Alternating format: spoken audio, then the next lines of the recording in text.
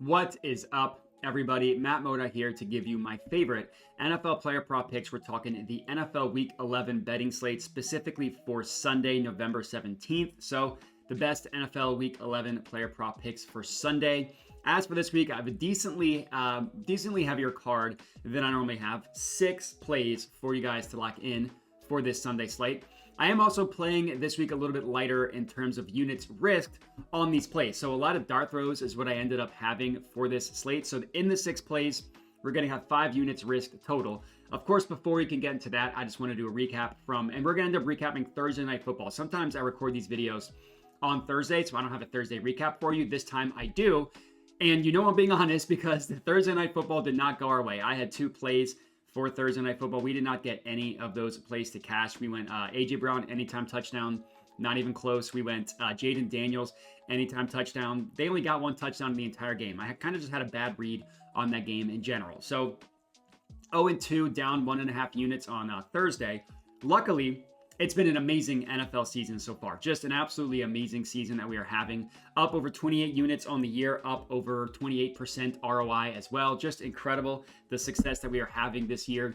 Hopefully we can continue it in this video and bounce back from a bad Thursday Night Football. And let's get right into these plays. So play number 1 is actually going to be our only ladder play of the slate. We're going Packers-Bears. Josh Jacobs, 75 plus rushing yards. Josh Jacobs, 100 plus rushing yards. Those are the 2 bets that I am locking in.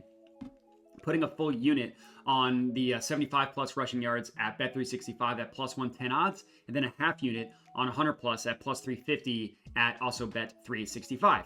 It's been a relatively quiet year for Josh Jacobs, but he's quietly also having a very good year in his first year in Green Bay. It's not being talked about a lot, just kind of like a ho-hum decent year for Josh Jacobs. I have to take an L on that. I was not high on him heading into the year, but he's got a great matchup against a soft run defense of the Bears, and that's the whole reason why we are on this play is because of Josh Jacobs, specifically against the Bears. According to DVOA, the Bears have the 3rd worst rushing defense in the NFL. And unsurprisingly, they've been getting gashed on the ground as well. They're giving up the 9th most rushing yards per game on the 4th highest rushing yards per carry. And they're allowing the highest adjusted yards before contact per attempt as well. So that number, the adjusted yards before contact, all that's looking at, it's taking out like QB kneels, QB scrambles, wide receiver runs, anything like that, just like a normal rush attempt. How far does the running back go before they get contacted? The Bears allowing literally the highest adjusted yards, rushing yards before contact. And they've gotten worse as the season has gone on, right? All those numbers I gave you were on the entire season. From week 5 on, the Bears are allowing more rushing yards per game. That number has gone up to 142 per game, up from 133. And they're allowing 5.09 yards per carry, up from 4.85. And their adjusted yards allowed before contact has gone up as well. All 3 categories have been worse from week 5 and on. Now, obviously, part of the increase in just the raw volume of rushing yards allowed has to do with the fact that their offense hasn't been able to do anything, but they're bad on a per carry basis, and it's been an issue all season for the Bears. And just because the Bears fired their offensive coordinator, I'm not expecting some offensive shootout from that team at all. Now you enter Josh Jacobs. He's gotten to the 75 number 5 of 9 games this year. Consistently been pretty good. One game he missed, he was 2 yards shy, so 73 yards would be a bummer if he got that, but shows that he's getting close. And with the Packers Packers quarterback, Jordan Love, dealing with injuries on and off this entire season, the Packers have become one of the more run-heavy teams in the NFL. They have the 5th highest rush rate in the NFL, and they actually have the 3rd highest neutral rush rate, which is very surprising. It was not really the case last year, but when Jordan Love misses a couple games, when he's banged up in a couple games that he is playing, it starts to make sense. So the guess here, against the bad Bears run defense and a bad Bears offense, that the Packers should be able to run the ball at a high rate. They should have a lot of success doing so. So give me Jacobs 75 plus, give me Jacobs 100 plus for the ladder play. That's play number 1. Next up, Colts versus Jets. Give me Jonathan Taylor, Johnny Taylor, 100 plus rushing yards, plus 145 odds at Bet365. Full unit McSlam on this bad boy. Speaking of running backs going up against the soft defense, that's our second pick, right? Jonathan Taylor, another very bad run defense. This time we are targeting the Jets defense. Jets, according to DVOA, 5th worst run defense in the NFL. They've allowed the 8th most rushing yards per game in the NFL. Now, their advanced metrics, they're not as bad as the Bears, right? Yards per carry, adjusted yards before contact, all that stuff. They're not as bad as the Bears, but they're very, very bad. And a much tougher matchup against a much better running team, much better running back and Jonathan Taylor. You know, the Colts have had QB troubles all year, have not been able to get anything going basically this entire season. And Jonathan Taylor has still gotten to 100 plus rushing yards in 4 of his 7 games. And you look at the 3 games in which he did not get 100 plus rushing yards: against the Vikings, best run defense DVOA; against the Texans, second best run defense DVOA; against the Steelers, 9th best run defense DVOA. He also had 88 yards in that game against the Steelers. So it's not like he didn't do anything in a good match or in a tougher matchup. Now he's got a great matchup. And the Colts are a very run-heavy team, even though they've been losing most of their games. 10th highest neutral rush rate in the NFL. So maybe very heavy is a little bit of an exaggeration, but they are a generally run-heavy team. Again, 10th highest neutral rush rate in the NFL. This game should be close. I'm not expecting a blowout on either side, so they should be able to run the ball at a high rate. Again, they should have success doing so. No ladder play because the ceiling above 100 is just a little bit scary. So we're just going 100 plus rushing yards, plus 145, full unit McSlam on this one. Next up, Ravens versus Steelers game. One of the two just amazing matchups of this weekend. In this game, we're going Russell Wilson, 250 plus passing yards, plus 160 odds at DraftKings. We've been on this system basically the entire season, and I'm going to keep riding it as long as we're getting good odds. It's QB passing yard props against the Ravens. It's a gold mine, and we're continuing to get good lines from the sportsbooks. So it's something that I will gladly take advantage of. So the Ravens, they've allowed the most passing yards per game in the entire NFL. They're allowing 314.4 passing yards per game. The next closest team is at 281.8. It's a massive, massive difference between them and the next closest team. And look at their game log. They've played 10 games this year. 9 of 10 quarterbacks have hit their passing prop over against the Ravens. And a lot of them had just smoked their passing prop over. Only one of them came within 10 yards, and that was Bo Nix. So not only are the Ravens allowing a ton of passing yards, but we have yet to get to a point where the books have caught on to just how many passing yards the Ravens allow to quarterbacks. I mean, last week, Joe Burrow's passing prop was set at 268.5. He passed for 428. I took him for 300 plus. I could have taken him for way higher, and that would have cashed. And now looking at Russell Wilson, he's only started 3 games this year, so it's a tiny sample size, but he, in 2 of those 3 games, has thrown for at least 250 yards. Now, he went under. Last week, it was the only game in which he went under. Steelers ran for 140 yards in that game. They're not going to do that against this Ravens defense. Part of the reason why teams have so many passing yards against the Ravens is because you cannot run on them. The Ravens are allowing the second fewest rushing yards per game. They're allowing the lowest yards per carry, and they're allowing the lowest yards after contact per attempt and the 3rd lowest rushing yards before contact per attempt. So running backs aren't getting far before being contacted, and then they're getting tackled once they're contacted. That's an insane stat. Top 3 in both, number 1 in yards after contact. So the Steelers, they might want to run the ball, right? They're trying to be a run-heavy team.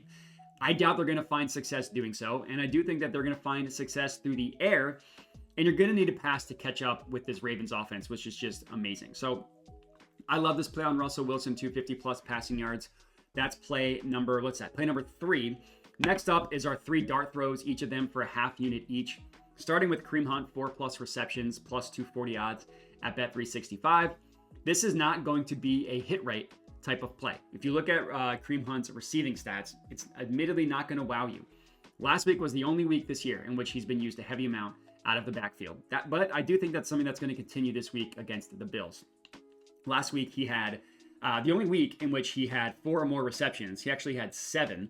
He had that on 10 targets. It was the only game in which he had more than 2 receptions and the only game in which he had more than 3 targets. So again, this is not a hit rate and not a high usage type of thing. It's a matchup thing, which we're going to get into. But what I do like about this play is that Hunt will play over about 60% of the snaps, probably a little bit more. Pacheco's going to be out for another week, so we can expect a similar snap share for Kareem Hunt. And the Bills, their defensive philosophy, give it up to the running back. That's all they want to do. They have allowed running backs to accumulate crazy receiving stats against them. That's the reason why we're on this play. They have allowed the most receiving yards and the most receptions to running backs and the most targets against them as well. It's a thing. Teams head into the week knowing that they can have success throwing to the running back. So the Bills have had 16 running backs that they've played where props are being tracked, right? Third string running backs, they're not going to count. 13 of the 16 running backs have hit their reception prop over. 6 of those 13 have hit their over by more than one reception. So 13 of 16 overall, and 6 of 16 have done it more than one reception over their prop. And Hunt's technically, his reception prop is over 2.5, but that's minus money for the over. I didn't really find any value in that, which is why I pumped it up to 4+. But just look at some of the stats they've given up to running backs. Devon Achane, 8 receptions, his over-under was 4.5. Zach Charbonnet, 3 receptions, his over-under was 1.5. Breece Hall, 5 receptions on an over-under of 3.5. Darway Agumbawale, 6 receptions, his over-under was 1.5. Justice Hill, 6 receptions, his over-under was 2.5. And then Devon Achane again, 7 receptions on an over-under of 3.5. Now, some of these running backs are more passing down backs than Kareem Hunt, but some of them are not. Zach Charbonnet, he's not. Dare Agumbawale barely plays. He's behind Joe Mixon. Granted, he was injured in that game, so that doesn't really count. But even Kenneth Walker hit his reception prop over. It was just by 1, so that's why it wasn't counted. But it's not just receiving backs that hit their over against the Bills. It's all of them. And it's a stylistic choice by the Bills. They've allowed the 9th fewest receiving yards to wide receivers, and they're middle of the pack in terms of defending tight ends. So it's like the running back is the biggest advantage that you have through the air. And the Chiefs, they'll take advantage of that. They did it last week in another tough defense against the Broncos. A lot of dump offs to Kareem Hunt, hopefully getting to 4+ receptions to plus this juicy plus money banger. Next up, we're sticking in the same game, Chiefs versus Bills. And I'm taking Dawson Knox anytime touchdown, plus 260 odds at bet 365. Half unit on this one as well. Really what we're doing here is we're backing the new Bills starting tight end Dawson Knox because Dalton Kincaid is going to miss this game with a knee injury. And you want to target the Chiefs defense with tight end props. The Chiefs basically don't give up anything aside from giving it up to the tight end. It's something similar to the Ravens passing prop. It's something that we have been on all year, and it's come to fruition more often than not. It's by design. You can't run on the Chiefs. You can't throw to your receivers on the Chiefs. The Chiefs have allowed the fewest rushing yards per game and are tied with the Ravens on allowing the lowest rushing yards per carry. From there, they've also allowed the 4th fewest receiving yards to wide receivers. That's crazy. They don't give up anything to the running back or any passing to the wide receiver, but they've allowed the most receiving yards and the most receptions to tight ends. Now, I know we're taking Knox for a touchdown because he's a touchdown guy. He's not a yards or reception guy. And this is also the type of play similar to Kareem Hunt.